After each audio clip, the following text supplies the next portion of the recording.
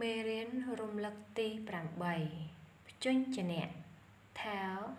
ណែវ ប៉ែវ ផ្សំស្រៈ ការអានព្យាង្គ ណែវអ៊ូនួរ ថែវអ៊ូធួស ប៉ែវអ៊ូពុះ ណែវអ៊ីនី ថែវអ៊ូធុស ណែវអ៊ឺនើ ប៉ែវអ៊ូពោះ ថែវអ៊ូធុស ប៉ែវអះពះ ណែវអ៊ឺនឿ ថែវអ៊ំធំ ប៉ែវឪពៅ ថែវអ៊ំធំ ប៉ែវអ៊ូពូ ណែវអ៊ុនឹ ថែវអ៊ំធំ ការអានពាក្យ ថែវអ៊ូធូនិងរ៉ាវធូ តែវអ៊ំទុំ ណែវអេណេនិងរ៉ាវណេ ទុំណេ សអ៊ំសំ ប៉ែវអះពះ សំពះ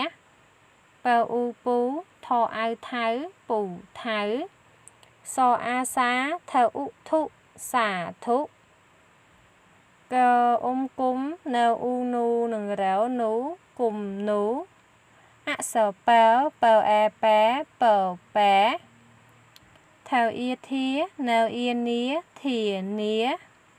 ថែវអ៊ាធា ណែវអ៊ីនី ធានី សអ៊ំសំ ប៉ែវឪពៅ សំពៅ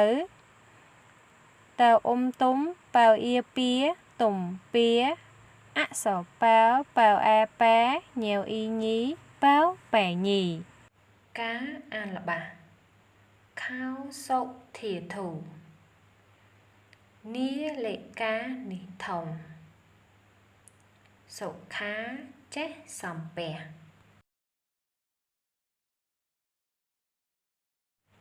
ការអានអត្ថបទខ្លី ធានីឈឺពោះ ពូធីពិសាអំពៅ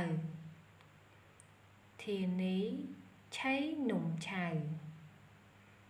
ធានីឈឺពោះដើរនៅនេះ ពិសីថា ធានីឈឺពោះ ពិសីនាំធានីទៅពុធី ពុធី ធានាថែធានី ធានីសំពះពុធី